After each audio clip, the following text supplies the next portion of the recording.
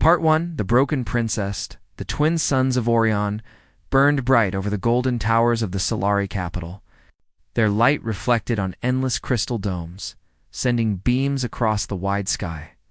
It was a world filled with energy, beauty, and pride. The Solari people were tall, glowing beings born from solar energy. They could store light within their cores and release it to form wings of radiant fire. They used that power to fly, to build, and to rule. But inside the shining palace stood a quiet shadow. Princess Lee, the youngest daughter of the royal family, sat near her window every morning. She watched the twin suns rise, yet could not feel their full warmth. Her energy core, the heart of every Solari, was damaged at birth. It flickered weakly inside her chest like a candle about to die. Because of that, she could not fly. She could not glow like her siblings. Her wings never formed.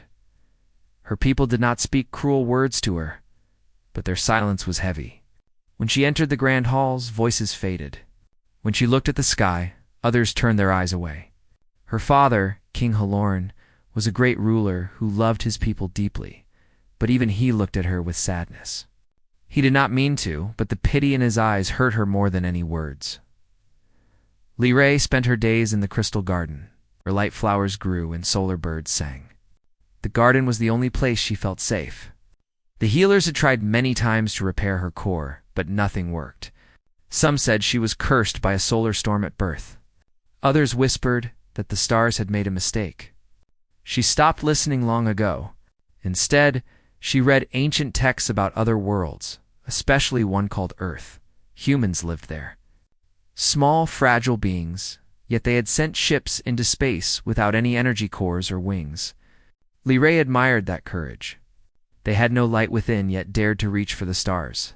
Every night, she looked at the sky and wondered how it would feel to fly beyond Orion. She imagined leaving the palace behind, leaving the pity behind, and seeing a sunrise from space. But she knew it was only a dream. The council would never allow a broken princess to leave the royal grounds. Her life continued quietly until one bright morning when a message reached the palace. The humans were coming. The Solari Council had long debated contact with Earth. The humans had been growing fast, building colonies and exploring systems near Solari space. The council thought of them as an amusing species, brave but reckless. However, their recent success in creating small starships had caught the Solari's attention. A delegation was invited to Orion to discuss trade and peace. King Halorn agreed, not because he trusted humans, but because he wanted to see what they were capable of. The palace prepared for the visit with all its glory. The golden banners of the twin suns hung from every tower. Guards polished their armor until they shone like mirrors. The people filled the streets, curious about these visitors from a small blue world. Lee watched from her window as the human ship descended through the light clouds. It was not as grand as Solari vessels. It looked small, made of metal and glass, with strange lines across its hull. The name on its side glowed softly, Solar Blaze. When the ship landed, a team of 5 humans stepped out. They wore white suits and helmets that reflected the suns. The leader introduced himself to the court, but Lee was not close enough to hear. She only saw their movements confident yet respectful. Among them was one man who did not stand tall like the others. He stayed a little behind, looking around with wide eyes full of wonder. He was not a soldier or a commander. He looked more like a worker or a builder. His name was Tomas. That night, the royal family held a feast for the visitors. Lee was not expected to attend, but her elder sister insisted she come.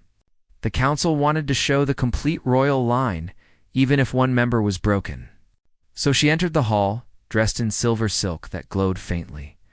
The Solari nobles bowed as she passed, though their smiles were thin. The humans sat at the long table, clearly overwhelmed by the beauty of the palace. The walls shimmered like glass mixed with sunlight. Energy crystals floated above the hall, lighting the room in soft gold. The humans whispered among themselves in amazement. Tomas kept staring at the glowing patterns in the ceiling. It's almost like a child looking at the stars for the first time.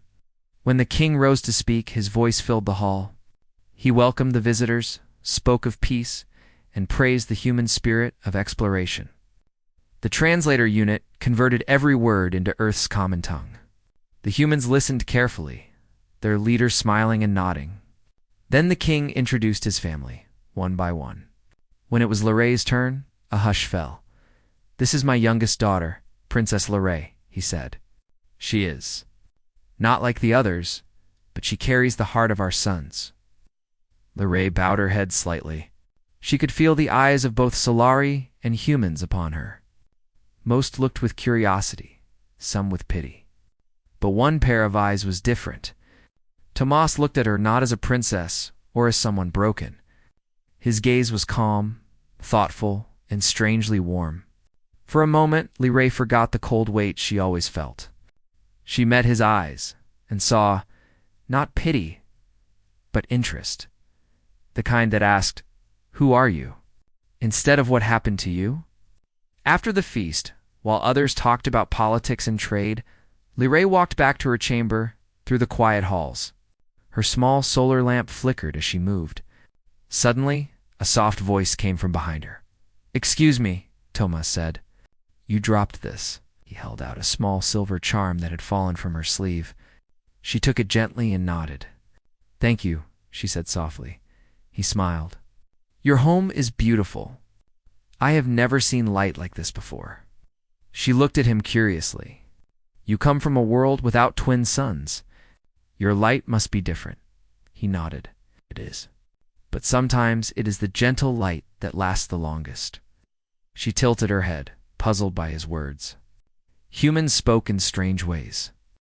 Still, something about his tone felt kind. Before she could reply, her guard stepped forward and told Tomas to return to the guest area. He apologized and left without protest. But that small meeting stayed in Lirai's mind long after. Days passed as the humans in Solari discussed trade. Most of the palace ignored the princess again, focused on business. But one evening, Lorraine's chamber lights began to flicker dangerously. The energy stabilizer connected to her core was failing. Without it, her weak heart would stop. The royal healers were away, attending the council meeting. Panic filled the guards. They called for help from anyone nearby. It was Tomas who arrived first. As an engineer, he had been studying Solari power systems. When he saw the alarms in the corridor, he rushed to the source. Inside, he found the princess lying weakly on her bed, her glow fading. The stabilizer device beside her hummed unevenly. "What happened?" he asked quickly. "It is breaking," one guard said. "No one knows how to fix it." Tomas knelt beside the device. His hands moved fast, checking the power conduits and energy regulators. "This design is similar to a plasma core," he murmured. "It just needs balance." He worked with calm focus, using a small toolkit from his belt. Sparks flew as he rerouted energy through a backup line. After a few tense moments, the device glowed steady again. The light in Lyrai's chest brightened slightly. Her eyes opened, meeting his again. "You fixed it," she whispered. He smiled gently. "It was not broken, only misaligned. It just needed balance." She looked at him in wonder. No Solari ever said it like that. Most would call her a failure or a problem. But this human had spoken as if she were something that could be balanced, not discarded. For the first time in years, she felt seen. The guards thanked him, though they still looked uneasy around a human who had touched royal equipment. Tomas bowed respectfully and left when ordered, but before stepping out, he turned to her and said, "If you need help again, call for me. Machines and hearts are not so different." When the door closed, Lorraine sat in silence. The room felt brighter than before. She touched the charm on her sleeve and thought of his words. Machines and hearts are not so different. That night, she could not sleep. For the first time, she wanted to know more about humans, not just their technology, but their courage. She had read that humans were fragile, but now she wondered if that was true. Tomas had walked into a chamber filled with unstable energy without fear. He had risked himself for someone he barely knew, as the suns rose again.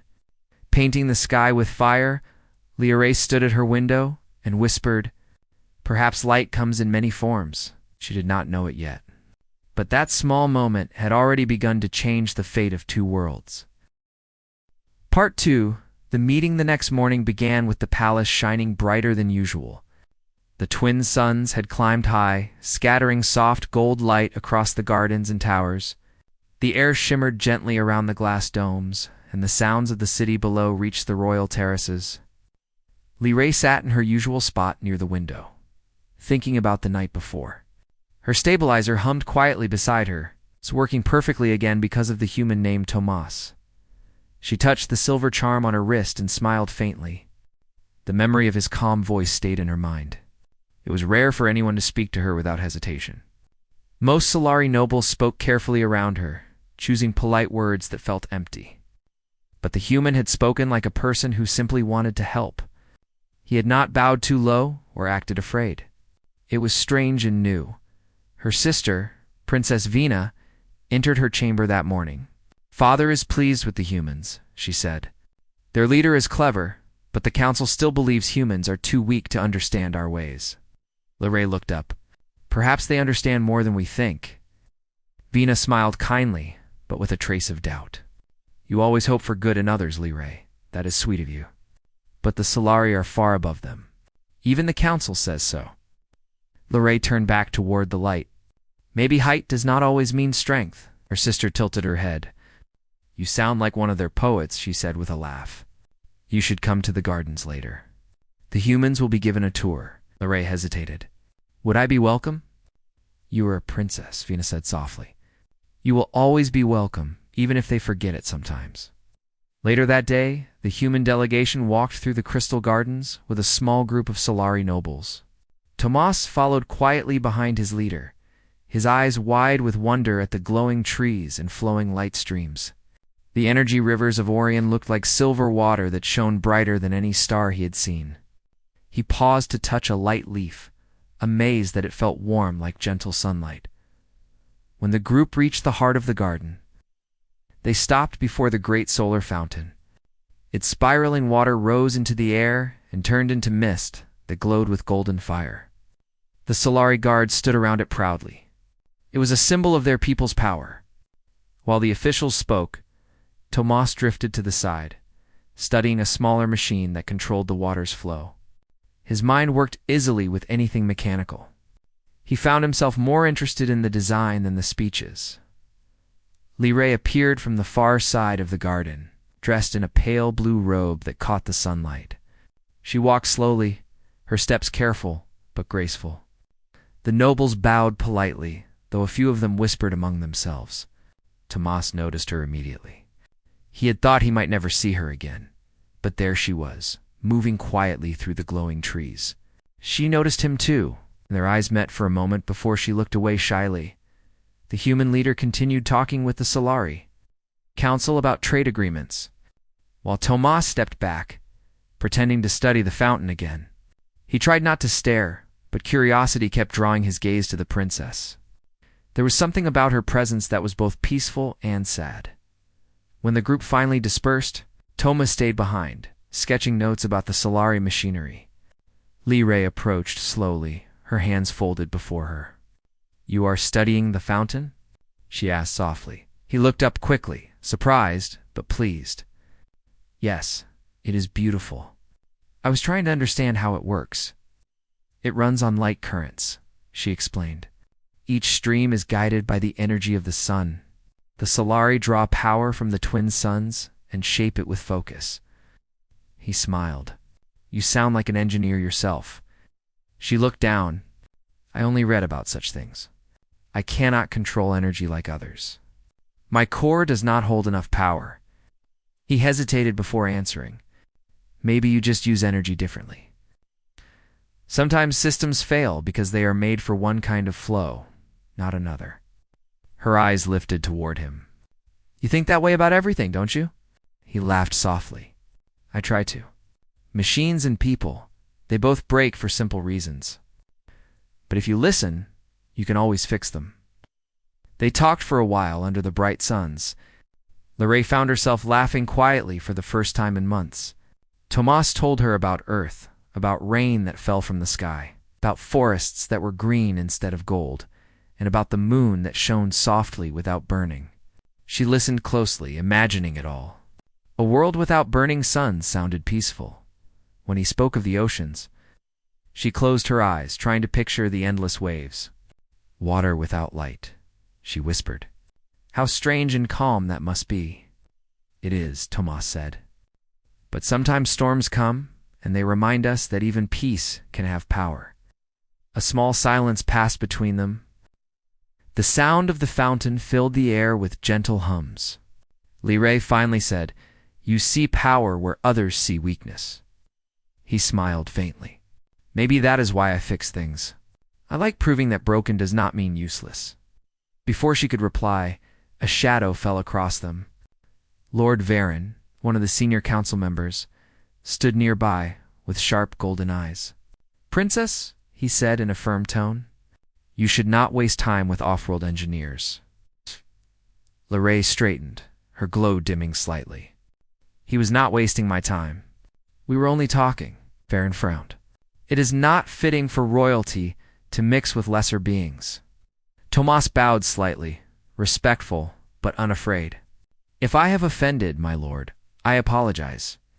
I meant no harm. Varen ignored him. Return to your quarters, he said coldly. The council will meet soon. Liray looked down but nodded.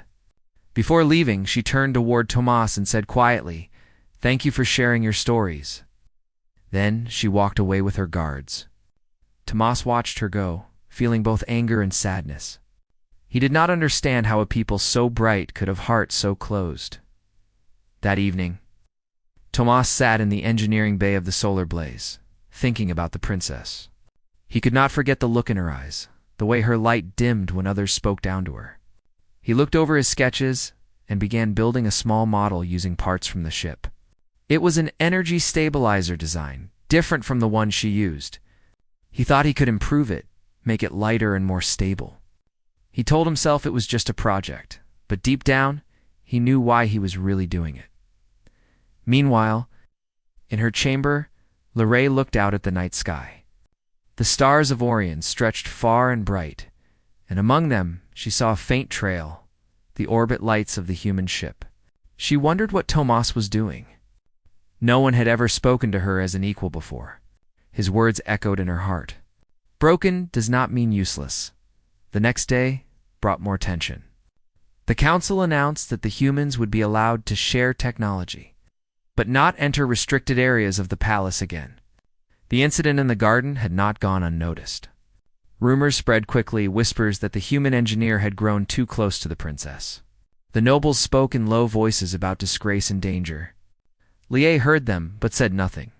She spent her morning reading, though her thoughts kept wandering back to the small kindness she had felt. By midday, Tomas was summoned to the royal workshop. He expected trouble, but found the king himself waiting. King Halorn looked powerful, his golden armor bright under the lights. You are Tomas of Earth, the king said. You've repaired my daughter's stabilizer. Yes, your majesty, Tomas said calmly. You risked your life touching a royal device. Do you know what could have happened if the energy surged? Yes, Tomas answered. But if I had done nothing, your daughter would have been hurt. I thought that was the greater risk. The king studied him for a long time. You are bold for a human. Sometimes boldness is the only tool we have, Tomas said quietly. For a moment, the king's stern face softened. You remind me of our early explorers. They too walked into danger for hope, and his tone grew serious again. Still, you must understand your place. Do not bring unwanted attention to the princess. The court is restless. Tomas bowed. I understand, your majesty. I meant no disrespect. When Tomas left, the king looked toward the glowing window where his daughter often sat. He sighed. He loved her deeply, but he feared the cruelty of others more than her sadness. He could not allow her to be hurt again. That evening, while guards watched every corridor, a soft sound came from Liray's door. She opened it slightly and found a small metal box on the floor. Inside was a folded note and a tiny device glowing faintly. The note said, "A gift for balance." From a friend, she held the device carefully. It was small, almost simple, yet it radiated a calm and steady pulse.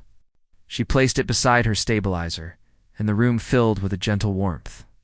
For the first time in years, her glow brightened slightly without strain. Her eyes filled with quiet joy. She looked toward the sky and whispered, "Thank you, Tomas of Earth." From the shadows of the city below, the human engineer looked up toward the palace lights. He had seen enough of the Solari to know they would never accept weakness. But maybe one day, they would learn from a human who believed that even broken light could shine again. The palace halls grew quieter after the humans had been there for several weeks.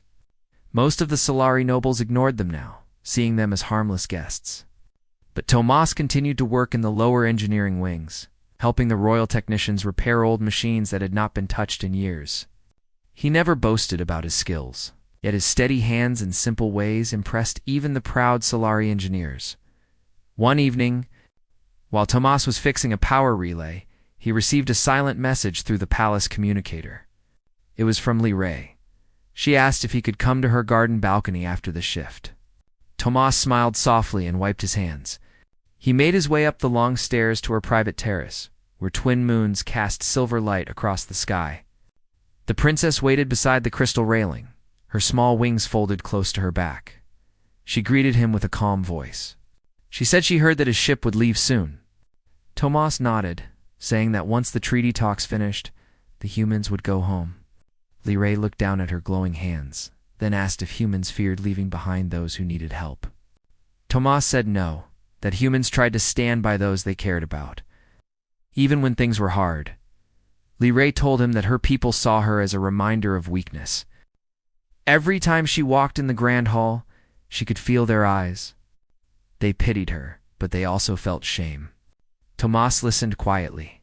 He did not try to offer hollow comfort. Instead, he said that sometimes broken things were the ones that taught others what real strength was. Her eyes lifted slowly, and there was a faint shimmer in them. For a moment, neither spoke. Then she asked how it felt to be human. Tomas thought for a while. He said it felt small but free. He told her humans had no wings, no energy cores, and no powers like hers, but they had hearts that burned bright in their own way. Liray seemed to think deeply about that. In the following days, Tomas and Liray met more often. He told her stories of Earth, of cities lit by soft night lights and oceans that stretched to the horizon. She told him about the Solari ancestors who could dance through the sun's corona without being burned. Each story built a bridge between them. The guards grew uneasy about their meetings, and word began to spread among the nobles that the human had grown too close to the princess. One afternoon, Lord Varen himself came to the workshop where Tomas worked. His golden robes shimmered with authority. He ordered everyone to leave, except Tomas. Then he stood close and said that the human's presence near the princess had gone too far. He warned Tomas that if he tried to bond with her, the Solari law would punish him. Tomas met his cold eyes and said calmly that he had no intention to break laws, only to help someone who deserved kindness. Varon's lips curved into a bitter smile as he said that kindness meant nothing to the stars. Only strength did. That night, Tomas could not sleep. He thought about what Varen said and about the fear that still caged. Liray, the idea that she might never feel the sun on her wings, struck him deeply. So he returned to the small workshop aboard the solar blaze and began working on something dangerous. It was a stabilizer harness, a design he had been studying secretly since he learned about her damaged core. He believed that if he could create a bridge between his own life energy and hers, it could steady her core long enough to allow her to fly. Days turned into nights as he worked. The device was made of light metal and crystal circuits, with a heart-shaped core that could draw energy from both users. It was risky, maybe even deadly, but Tomas tested it carefully, using his own readings to adjust the resonance. He believed that with the right balance, the energy link could heal the imbalance inside her. Every time he looked at the stars outside the window, he thought of her quiet smile and found the strength to keep building. When the harness was complete, he wrapped it carefully and returned to the palace. Liray met him in the garden again, her pale eyes glowing softly in the moonlight. Tomas showed her the device and explained what it could do. Her face turned pale as she realized his plan. She said the link could harm him badly, maybe even end his life. He answered that it could also free her forever. She asked why he would take such a risk for her. Tomas said he could not stand to see her live in a cage built by fear. Tears welled in her eyes, but she wiped them away. She said her people would never allow this. He smiled and said they did not have to know. She looked at the sky for a long time, then said that if she agreed, she wanted to see the sun rise outside her palace walls, just once. Tomas nodded and said they would make it happen. The next morning, the palace buzzed with new orders. The humans were told to prepare for departure, but Tomas was nowhere to be found. He and Ray had gone to the old garden platform near the edge of the palace cliffs, where the twin suns would rise together. She wore the harness, and Tomas was adjusting the energy locks behind her. Both were nervous, but determined. He told her that once the link started, they had to stay connected until the energy stabilized. She nodded, her hands trembling slightly. As dawn light began to grow, Ray whispered that she was ready. Tomas took her hands and activated the core. A surge of bright light burst between them. The harness began to glow with lines of gold and silver, and a wave of warmth spread across the garden. Ray gasped as her wings flared open, glowing for the first time. The pain made her cry out, but Tomas held on, his strength feeding into her through the link. Energy hummed through his veins, burning but alive. The power built higher until both could barely stand. The garden trembled as a wave of light rolled across the sky. Tomas could feel his own heartbeat syncing with hers. He whispered that she was not broken. She shouted that she could feel the sun again. And then, with one final burst of light, she rose into the air. For the first time in her life, Princess Ray flew. Her wings shone like living fire. The guards who had followed them froze in awe as they saw her rising above the towers. Her golden wings cutting through the morning sky. Tomas dropped to his knees, drained but smiling. Ray circled above him, laughing freely as she soared higher, her joy echoing through the palace grounds. The Solari nobles rushed to the balconies, unable to believe what they were seeing. The broken princess had become the brightest light in their sky. When she finally descended, she landed beside Tomas and caught him before he fell. He was pale and weak, but alive. The link had worked. The guards approached slowly, unsure whether to stop them or bow. Ray stood tall, her wings still glowing. She looked at them and said that the human had done what none of her people dared. He gave her the strength to be whole. That day marked the turning point in both their lives. Tomas had risked everything to help her fly. Ray had defied the limits placed on her since birth. And though the council would soon demand answers in that moment, all of Orion knew that something had changed forever.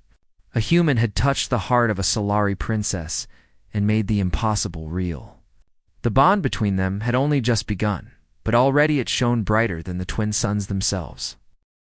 The next sunrise over Orion felt different from all before.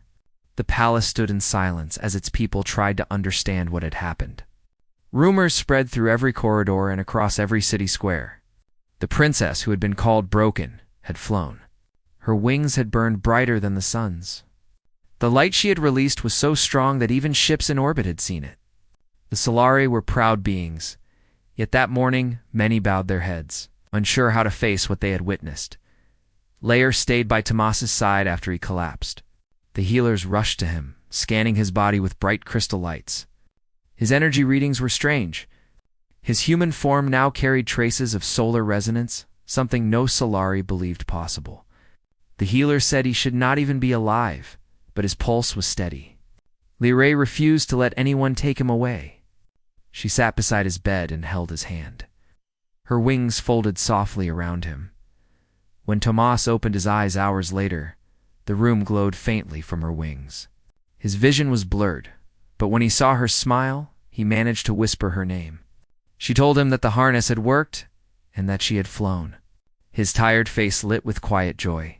He said it was worth every moment. She told him never to speak of worth again because no act that risked life should be measured like a trade. He smiled weakly and said that sometimes life had to be given light to grow. Outside the room, the council gathered. Lord Varen stood at the head, his face dark with anger. He said the human had committed a forbidden act by using Solari energy without permission. Some nobles demanded punishment. Others spoke in softer tones, saying that the princess's core had been healed for the first time in history. The king listened without speaking. He sat on his throne, his hands folded, and his expression heavy. He had spent years wishing his daughter could fly, yet now that it had happened, it was through an act that broke every rule of their kind. Finally, the king rose and ordered that Tomas be brought to the council chamber once he recovered enough to stand. He also told them that no harm was to come to his daughter. When the meeting ended, Varen stayed behind and asked why the king would protect a human. The king said quietly that no one could undo what had been done. A human had already done what the Solari never could. By evening, Tomas was strong enough to walk. The guards led him to the great chamber where golden light streamed through tall windows. Lee tried to follow but was stopped at the doors. She watched with worry as they closed behind him. Inside, Tomas stood before the council, facing dozens of glowing figures. The king sat above them, silent for a long time. Finally, he asked Tomas if he understood what his act meant. Tomas nodded and said he understood that it had broken Solari law, but that he could not watch someone be trapped forever by fear. The room murmured with disapproval. What? But the king raised his hand for silence. He asked Tomas why he would risk his life for someone not of his kind. Tomas looked up and said that compassion was not limited by species. He said that on Earth, people learned that helping one another was how they survived. He added that he saw in Lee the same fire he saw in stars, quiet but alive. The king leaned back, thoughtful. Varen stepped forward, his voice sharp. He said that this human's words were just clever tricks, that he had infected the princess with weakness, disguised as courage. He demanded that Tomas be sent away and never allowed to return, before the king could answer. The doors opened, and Lorraine entered the chamber, despite the guards' protests. She walked straight to Tomas and stood beside him. The nobles gasped as her wings unfolded, their light filling the room. She faced the council and spoke clearly. She said that all her life she had been told she was broken. Every healer, every teacher, every noble had said that her weakness could never be healed. But one human who had nothing, no wings, no energy core, no royal blood, had given her strength. She said he did not just fix her. He reminded her that value came not from power, but from heart. She looked directly at her father, said that she would not hide anymore. She was no longer the broken princess. She was Lorraine of Orion, and she had flown because a human believed she could. The council sat in silence, unable to speak. Her wings burned brighter until the golden tiles reflected her light like fire. The king's eyes softened. He stood and said that the stars must have guided the human to them for a reason. He declared that Tomas would not be punished. Instead, he would be honored as a guest of the crown. Lord Varen protested loudly, but the king silenced him with a single look. Later that night, when the palace grew quiet again, Lee visited Tomas in the guest quarters. She found him sitting near the window, looking out at the twin moons. He asked if she was all right. She nodded and said that for the first time, she felt free. He smiled and said that freedom suited her. They talked for hours, sharing stories and laughter. Tomas told her that when she had flown, the light was so bright he thought he was seeing a sunrise on Earth. She told him that she had felt his energy inside her. It's not his pain, but his warmth. She said it felt like friendship made real. As days passed, Tomas slowly recovered. The harness had left marks of golden light across his skin. The Solari healers examined him and said he now carried a trace of solar essence. It made him stronger, but also tied his life to the planet's twin suns. He did not mind. He said he would carry Orion's light with pride, despite the king's protection. Many nobles still feared what the bond meant. Some said it was unnatural for a Solari and a human to share energy. Others whispered that it was a sign of destiny. But wherever Tomas walked, workers and younger Solari greeted him with quiet respect. They had seen what he did, and they remembered that even the brightest star could need help to shine. One afternoon, Lorraine and Tomas went to the highest tower, where she had always watched the sunrise alone. This time, she stood beside him without fear. She told him that the council wanted her to rest and avoid using her wings until her core fully stabilized. But she felt stronger than ever. She wanted to fly again, but she wanted to do it with him beside her. Tomas hesitated. He said his body was still weak and that he was only human. She smiled and said that was enough. They stepped out onto the open balcony. The twin suns began to rise, painting the sky with orange and silver light. Liray spread her wings, their glow reflecting in Tomas's eyes.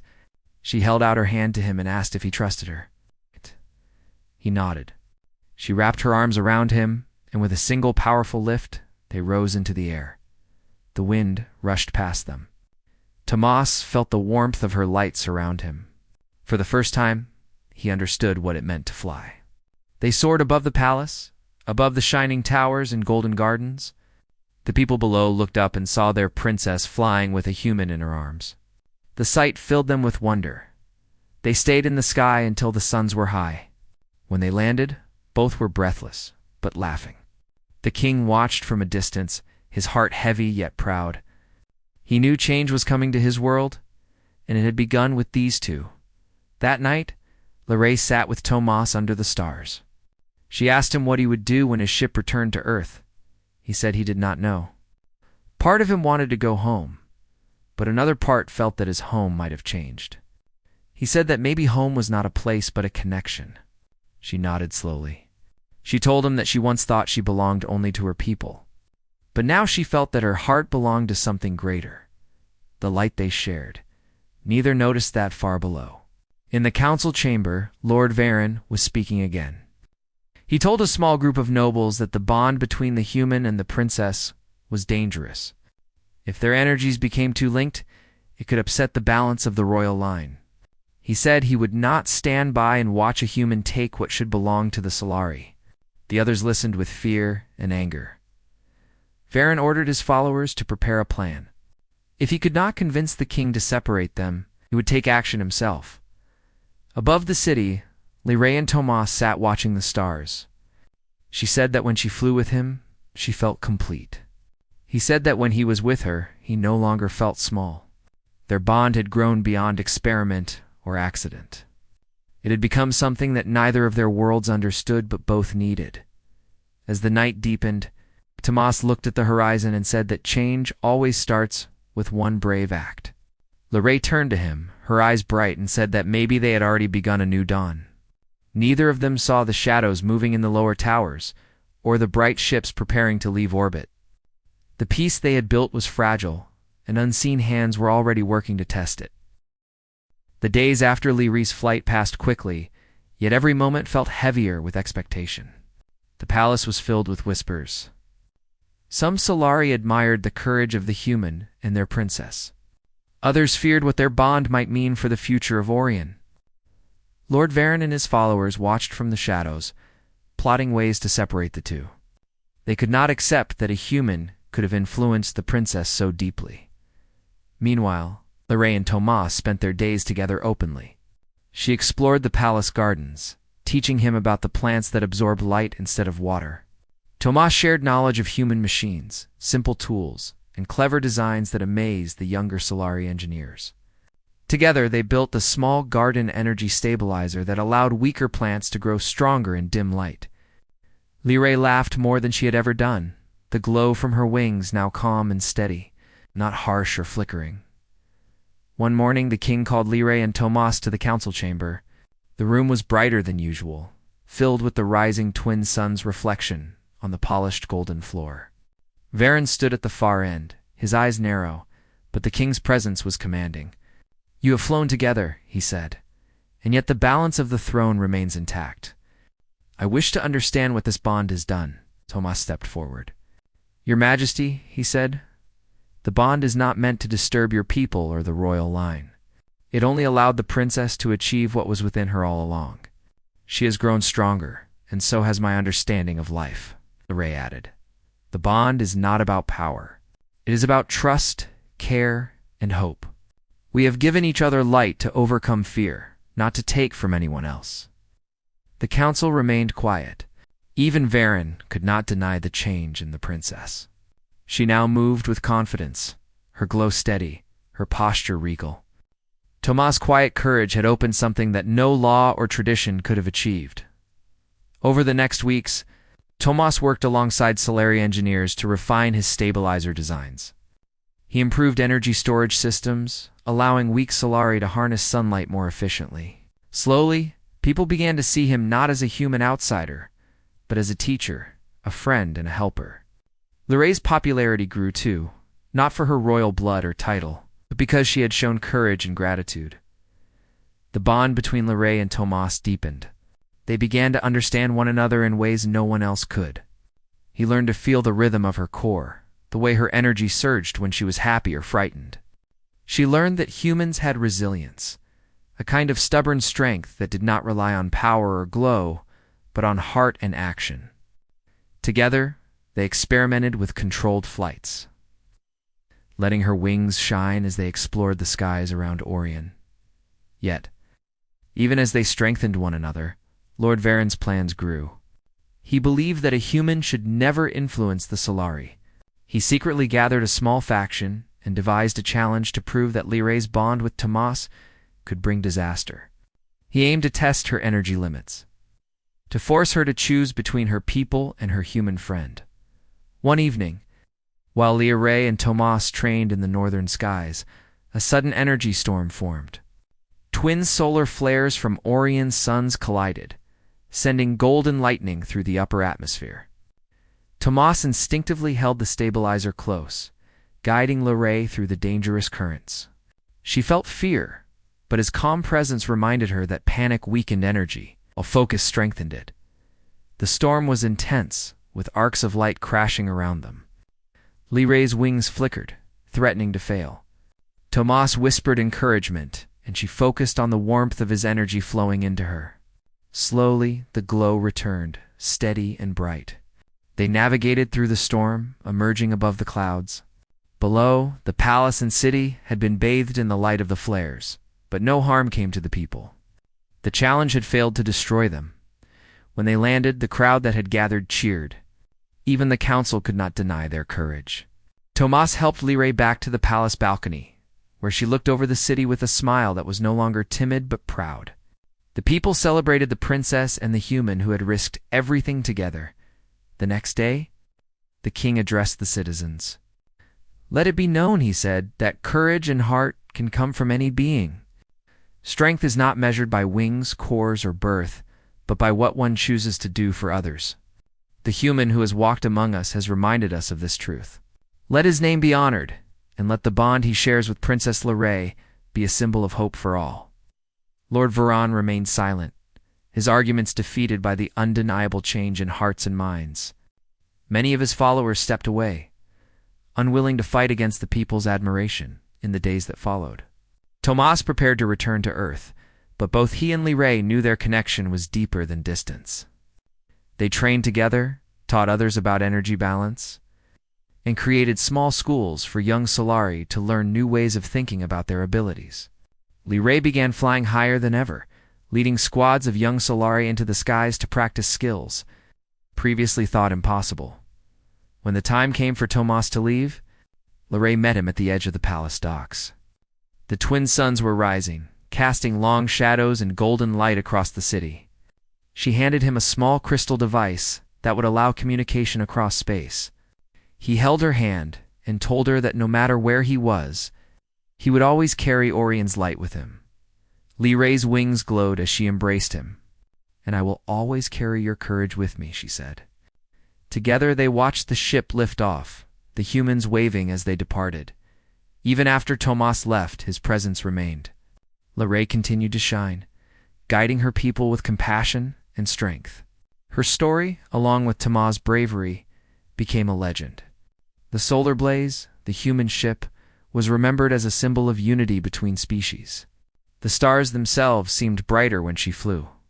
And travelers across the galaxy spoke of the princess who once could not fly, and the human who gave her courage. Years later, Lorraine stood on the balcony, watching twin suns rise. She thought of Tomas and the bond they had shared. Her wings shimmered softly, steady and strong. She knew the world had changed not because of power alone, but because of trust, courage, and the willingness to help one another. Humanity had shown the Solari that even a small being could shine brighter than the tallest towers or the strongest wings. Orion had learned that strength was not only in the light one carried, but in the hearts that dared to reach across worlds. Lee smiled, knowing that the legend of their bond would inspire generations. Somewhere, Tomas was looking at his own sunrise, thinking of her. And though they were apart, the light they had created together would never fade, burning forever like the twin sons of Orion.